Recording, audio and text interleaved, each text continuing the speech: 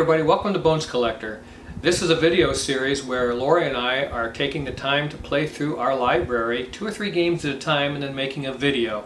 We want to do that so that we can show you the games all set up so you can get an idea about what is in the box, and then I can tell you how to play the game in a little more detail. We seem like a really groovy idea because that's the only kind of ideas we have, groovy, because we're groovy people. But we hope you enjoy this series, and I'm always telling you that we play our library, and that's what I wanted to show you and why I wanted to make this video series. So I hope you enjoy it. Hey everybody, so this is Renature, and Renature is a game by Kramer and Kiesling. I hope you're familiar with them.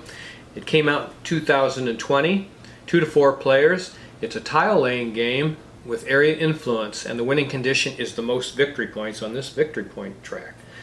And just briefly, let's talk a little bit about the production of the game. Nice sturdy box that the game comes in, some wonderful componentry, big wooden pieces that you're going to place on the board, different size plants that you're going to use, all these chunky dominoes with beautiful animals on the other side. Really a cool production in this game. The rule book is very good. Once you read this rule book, you will know how to play the game. And it's a very good rule book, and the reason why I like it so much is because it's only 8 pages. I love that. I mean, it says right on the front, simply complex, and that's what Renature is. That's how I would describe it. It's simply complex by Capstone Games. And the back of the rule book is, the page number 8 is actually a little bit of a glossary, iconography that you'll want to know, and the rest of this is rules, 7 pages. Well, not even that, because one page explains all the components. The first 2 pages, how to set up and everything. So, man, I mean, you gotta love a game that can give this kind of complexity with that small rule set, and that's why I love Kramer and Kiesling. That's why they're my favorite board game designers in this hobby.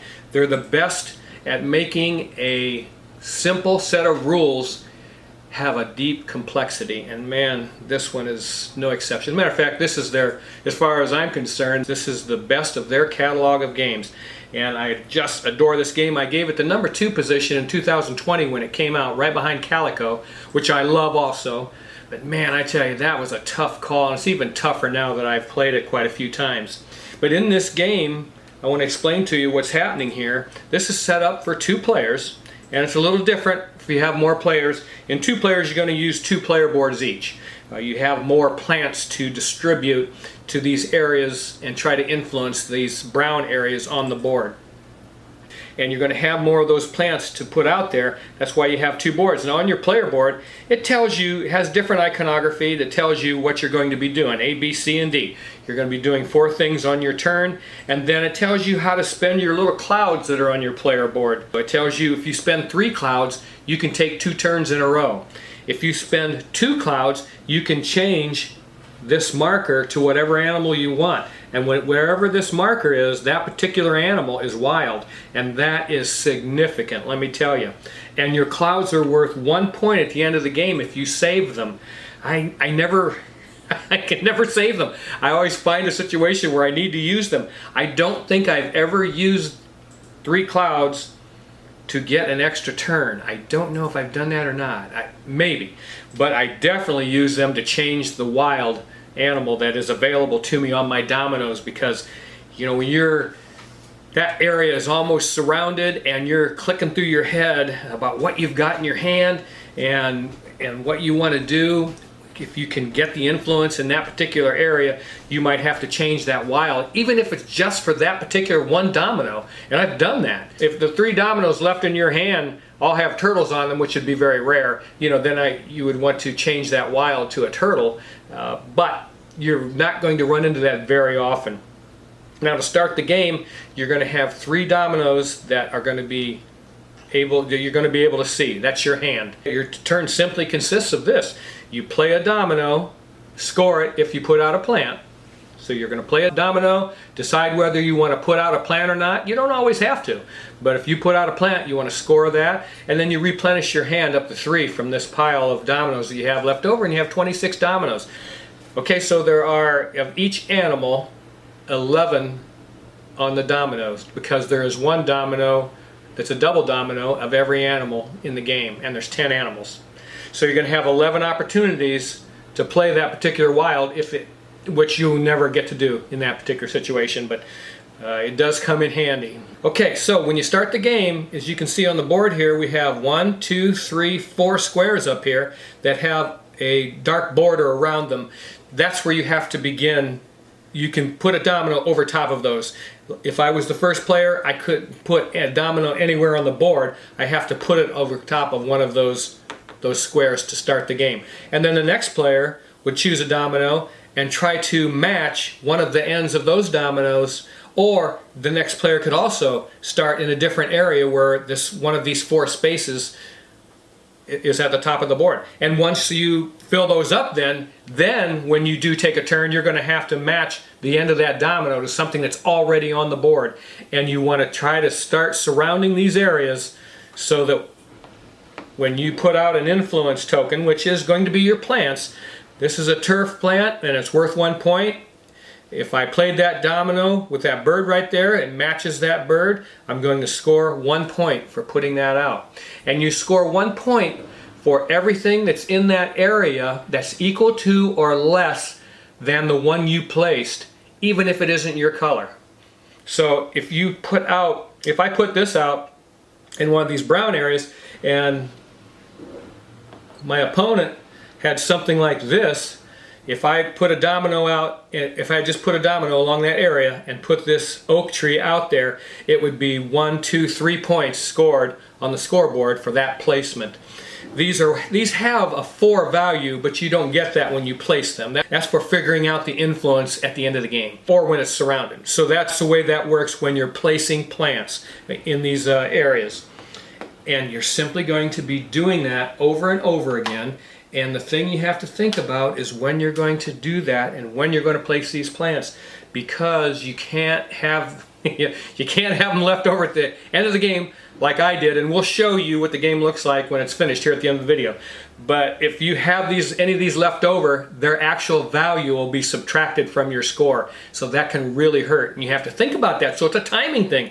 As you're working your way down the board, these areas at the top of the board are worth less points, and you're going to work your way down to the bottom here, and these are worth more points as you get toward the bottom of the board. And that is something you have to think about continually, because you're going to look at your board and you're going to think, oh, wait a minute, I've got X number of plants left. I don't want to get them all out there, so I want to choose my battles very wisely. And you not only have these plants in your color, but you have plants in a neutral color. That's a very strategic mechanic, because you are able to neutralize your opponent's points by using these.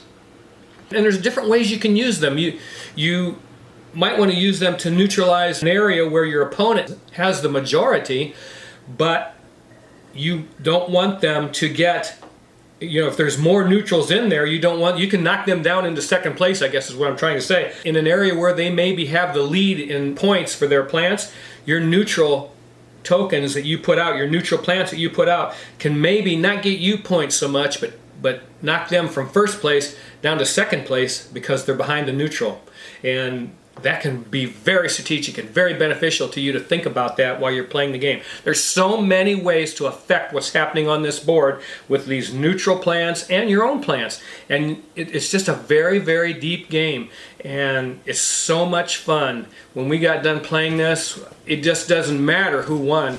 This game is so thought-provoking while you're doing it that it just, I don't know, it's just so much fun. And it's hard to explain. So few board games offer this kind of quality when it comes to not only gameplay but replayability. Again, because this is kind of like, and I always describe it like this, it's like chess meets dominoes meets board game. So you got 3 things going on there, and just a gorgeous, gorgeous production in this game. Again, very thought-provoking. I'm just in love with this game. I don't want to get too long-winded. I want to show you the back of the board. It's really pretty. Yeah, that's the back of the board. Very, very pretty. And again, they just outdid themselves in this game. The masterpiece from Kramer and Kiesling now.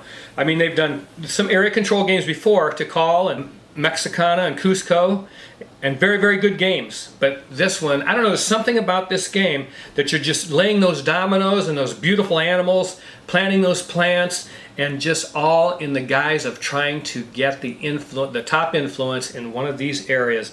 And it's just a wonderful thing. Now on the board, it also tells you how many dominoes you get for your player count. So 2 players, we get 26 dominoes, 3 players 18, and 4 players 13, and so forth. And then also on the board, to ease with setup, you're going to have all these brown areas, and they have a number in one of the squares, and that tells you how many spaces there are in that area, first of all. And then when you're placing these tokens on the board, you want to put that particular number token in that space. So this says 13 on it, so it goes in the space that has 13 brown squares in it, and that's a lot of points, by the way. A lot of points. 13, there's 19 points to be had on there if you happen to be the only one that's getting influence in there, which your opponent isn't going to let you get away with. But yeah, that's the way this game works, man. And on the front of these bonus tokens, you have 2-point totals. Once the area is scored for being surrounded, the player with the most influence points as far as plants gets the top.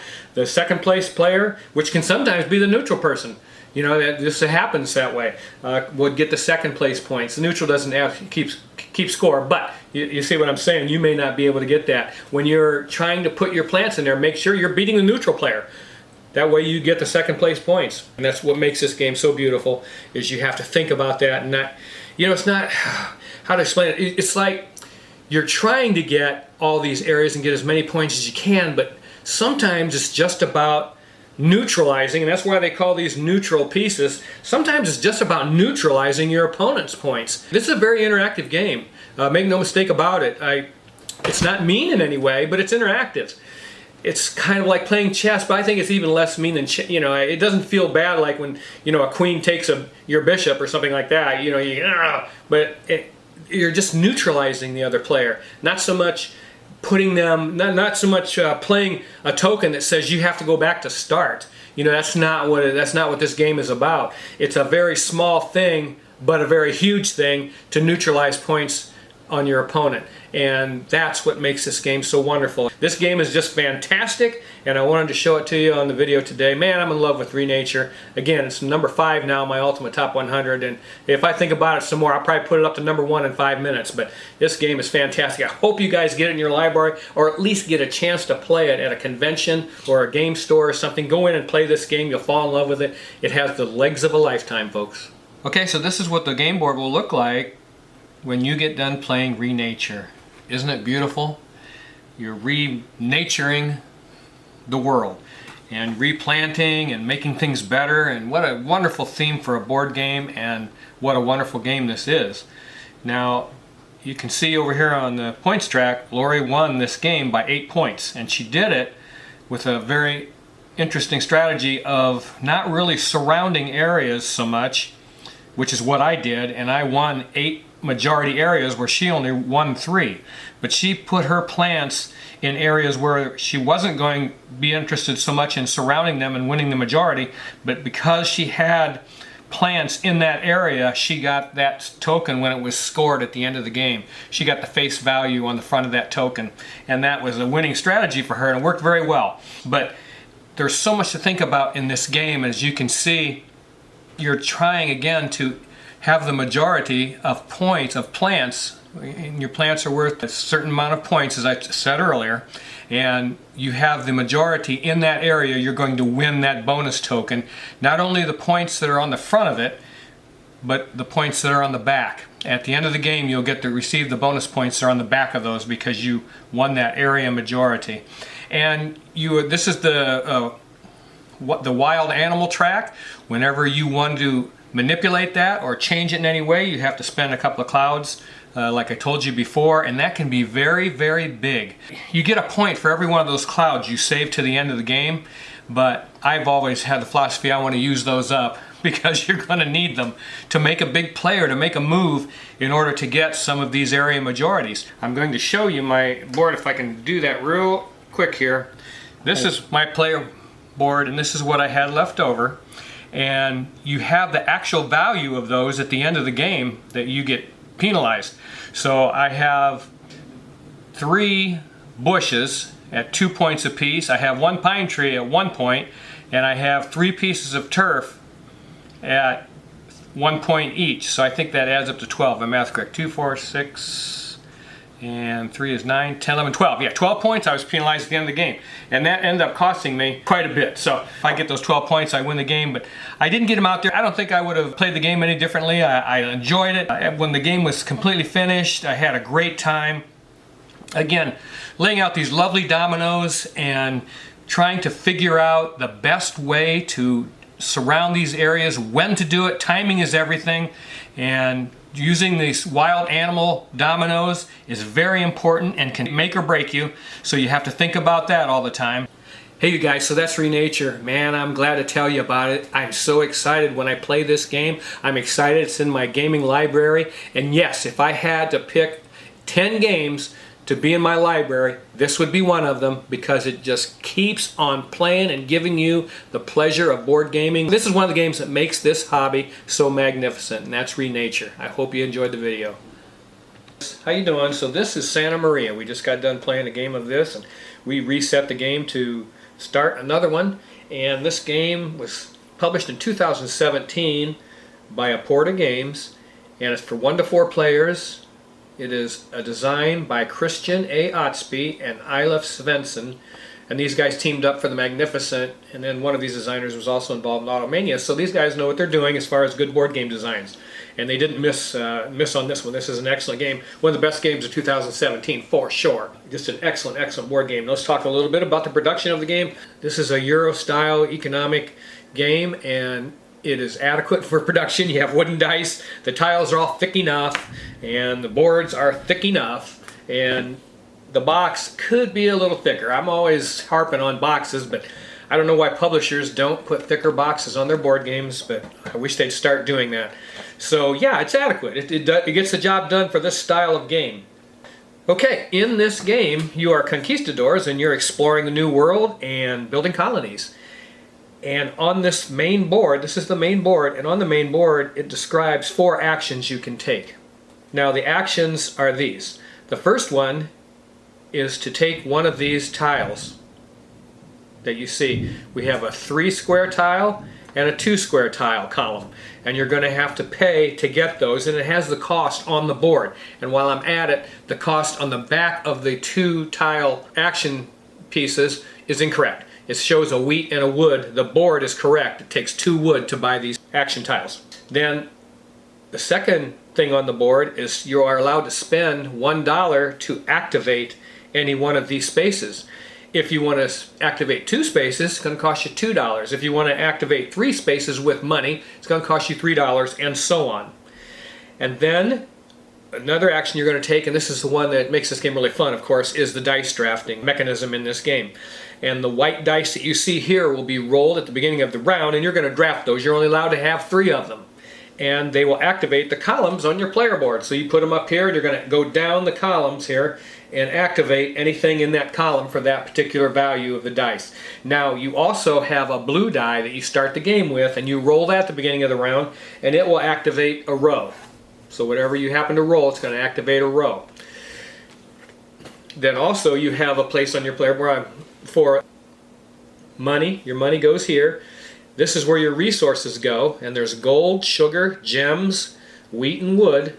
And you can also sell those for these values that are printed on the board. Or you can buy one of these for $3. You can't buy the gold, sugar, and gems, but you can buy the wheat and wood if you want to. And then down here at the bottom are the victory points, which are little happy faces right here. And they got a little happy face, kind of cute. I really like that. And that is your player board. And then on your player board, the activation sites, there's things like get a wheat, move up on the conquistador track, and I'll explain those in a minute. Get a wood, move up on the prayer track. And what else we got? Lumber and a shipping action that you can do to acquire ships and put them next to your player board and get benefits when you retire at the end of the round, which is the 4th action on this board. So it goes through all 4 of those actions on this board. Now, also on this main board, I haven't mentioned these tiles at the top. These are the scholar tiles and the bishop tiles. The scholar tiles are the ones that will give you an in-game benefit. So if you go down this prayer track and You have 6 monk tiles that you start the game with, and once you pass a monk on that prayer track, you can place that monk on any one of these 10 spaces. And by 10 I mean there's 3 for the scholar tiles, there's 3 spaces for the bishop tiles, and there's 1, 2, 3, 4 spaces to get resources that you might need.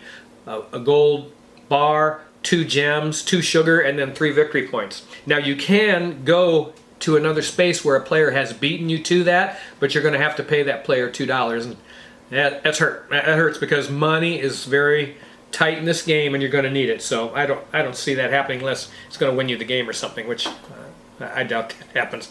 But yeah, so anyway, then you work your way down the board here, and this is the prayer track. And I told you once you pass the monks that you get to activate these things with monk tiles, and then once you pass these blue squares, you start out with 1 blue die, I told you at the beginning of the game, and then once you pass this blue 2, you get the second blue die, and you can activate that immediately in that round. So you roll it, and you're going to be able to use it that round. And then once you get far enough down the track, you get to a 3, and you will get a 3rd blue dice, and you can roll that and activate it immediately also. So that's the way the prayer track works. And those blue dice are important to get. You don't have to really get real far down this prayer track, but you need a couple of these scoring bonuses. I had a nice one. It gave me, was it 31 points, and you have to use this reference sheet that comes with the game, and it explains to you what all of them do. And then once you understand what they do, you have to ask yourself, is it worth it? Because it's going to cost you 2 victory points to get it, and then whatever the tile happens to pay you in victory points, you'll have to go off in that direction to see if you can make that happen. Then the scholar tiles give you an in-game benefit. Then in the middle of the board we have what's called the Conquistador track, and that is like the Conquistador guy with his helmet on and a white beard like mine. He must be an older person, a lot like me.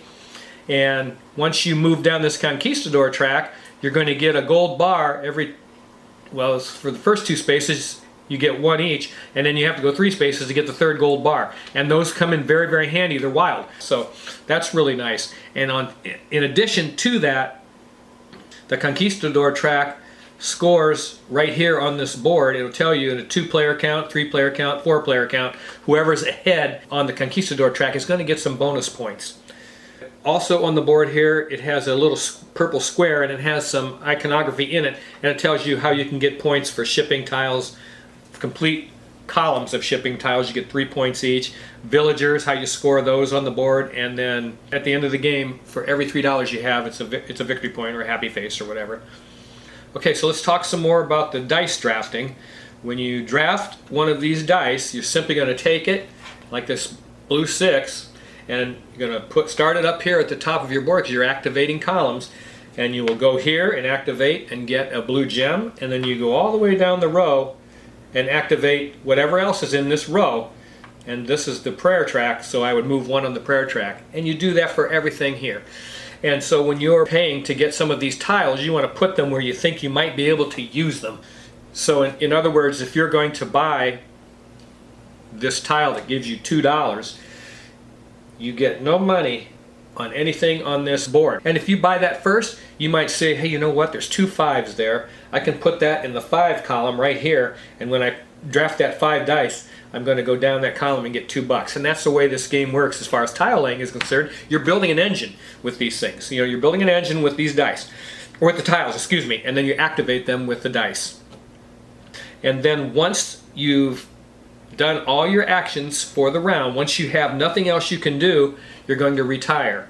And once you retire, you move your token over to this purple track and choose one of these benefits. There's $2, move up 1 on the prayer track, move up 1 on the Conquistador track, and a shipping action, and villager tiles that you can put on the board. And when you do that, if you have acquired any of these shipping tiles and have them here on your board, once you retire, you're going to get that benefit also. So in this case, you can see that, in this case I would get $2, and I would move up 1 on the prayer track when I retire because I have built these in the shipping action. And then once you build these in the shipping action also, they got victory points on the front that you get. At the end of the game, you're going to flip them over and get the victory points. So shipping is very important. That really is what's going to be a really important part of your engine, is the shipping action. These tiles you see on the table, there's 15 of them to begin the game. This game is only 3 rounds long, and it goes very quickly. But because of the engine building of the tile laying aspect and the shipping aspect, it really begins to accelerate. You know, about midway through the second round, you're really starting to put some things together. But 3 rounds, that's why there's 15 tiles here, because at the end of the round, whatever tiles aren't purchased get taken away, 5 new ones come out. So if you see something there you really want, you better try to make that happen before your round ends, because it's going to go away and new tiles are going to come out. So that's very important also. And this game is very deep. There is a lot to consider with every decision that you make. And you'll feel like you're not getting anything done at the beginning of the game. You will absolutely feel like, oh my gosh, this game is just, it's not moving fast enough. There's only 3 rounds. But towards the end, you have a bunch of money saved up, so not only will you be activating rows and columns with probably 3 blue dice and 3 white dice in that last round, but you're also going to pay. I mean, I think I activated four squares on my player board.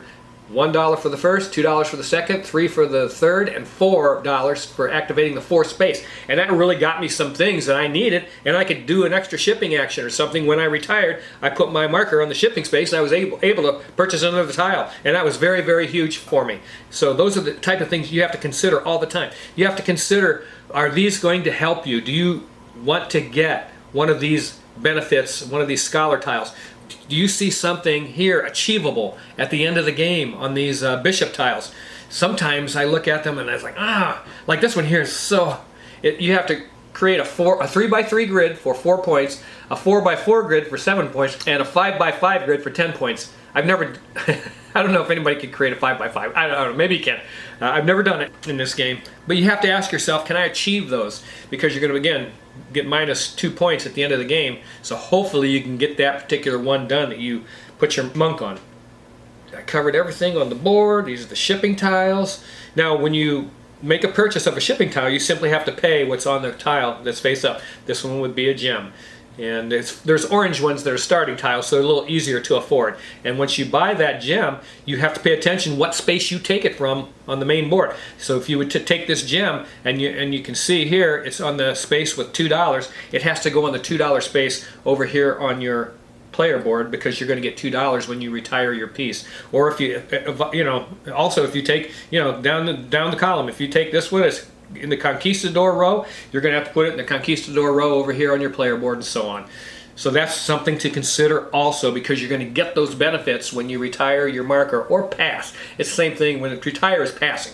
So it's when you pass, you're going to get those benefits at the end of the round, and you need those things. Don't forget them. It's easy to do. And man, this is a wonderful game. Most victory points wins the game. You have, again, so many things to consider. It's a wonderful game designed by these two guys. I would play it anytime. It's very quick. We played it 45 minutes, and I think if we played it again, we would do it in maybe 35, 40 minutes, because it goes that quick. You pretty much know what you want to do, and the decisions are tough, but as long as you don't sit there and think about it for a long time, the game goes pretty quick, and I like that. Again, you watched my channel. We don't sit at the gaming table for more than an hour. This one fits the bill, makes you think long and hard, and the most important thing is it's a lot of fun, and that's Santa Maria. There you go. Hey, a couple other things I wanted to talk about regarding this game is the theme. It is about colonization and conquering indigenous people. It took place in the 16th century, and I'm sure there were some bad things that went on in the 16th century. I never condone any type of abuse of the rights of human beings, but this is a board game, and I don't really take it too seriously. So I wanted to mention that. And in the game, it has a sheet that talks about this says the swords and gods of Santa Maria, and it talks about those conquistadors and how they operated back in those days. And I don't think the designers are really turning a blind eye as much as just trying to explain what the times were like back then. Times were different. This was in the 1500s, for the love of Pete. And that, just because you play this board game doesn't mean you condone that. Also, I wanted to mention there is a variant where you can put all these blue dice in a common pool. So you roll those with the white dice. And I've heard people mention they like that better because when you roll your blue dice, they're just your dice, and you may not get what you want. And wow, I mean, yeah, you may not get what you want. I like that because you can alter or mitigate some of that by paying $1. You can change one of these dice, these blue dice, or the white dice, up and down by paying $1. So you could, if you know, a 3, you can change to a 4 or a 2. So, I mean, there's some dice mitigation. I think you can pay $2 and turn it down. Oh, can you? I think so. Okay, well, Lori says you can pay $2 and turn it even more. So you, depending on how much, so you can pay to mitigate the luck of these dice, which is my point. But the other thing I don't like about that variant of putting all these blue dice in the pool is because those are yours. Nobody can touch them. I love that. And because it is luck-centric a little bit. You're rolling these dice. You may not get what you want. So how are you going to get what you want? It puts the pressure on you. It makes the game more tension-filled, which I love. And because there is a little bit of luck in this game, the smartest player isn't going to always win. I love a little bit of randomness in my board games, and this is just the right amount, and I love it in Santa Maria. Okay, everybody, that was the games for today that we played this week, and I hope you enjoyed them, and I hope that you got something, a little more something out of them than doing just those top 10s or top 100 lists, because again, I'm able to show you more in that regard. Please like and subscribe. When you take the time to like our videos and then make a comment, that's our payday. We don't get paid for any of this until you guys tell us what you think of our video. And thank you so much for that. Have a great day, and I'll see you the next time on The Bones Collector. And remember to keep on board gaming because it is the best doggone hobby on the planet. Bye-bye.